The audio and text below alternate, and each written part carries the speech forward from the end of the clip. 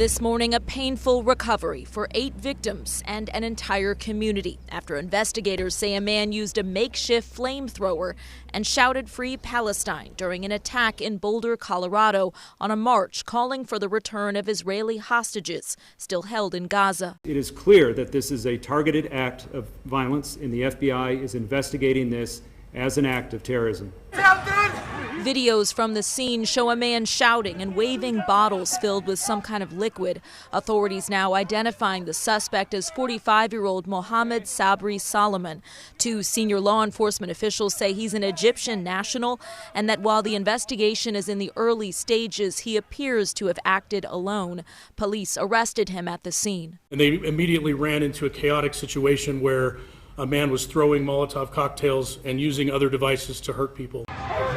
Witnesses joined in, rushing to help the victims between the ages of 52 to 88, some with very serious burns. I was just like, how can I help? And they had like really bad burns all up on their legs.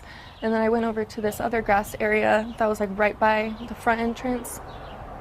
And there were some people, there was another lady on the ground with really bad burns on her legs, just like screaming.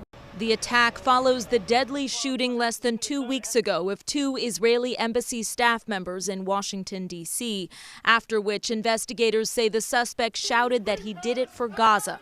And as the war there between Israel and Hamas drags on, both anti-Semitic and anti-Muslim hate crimes are on the rise.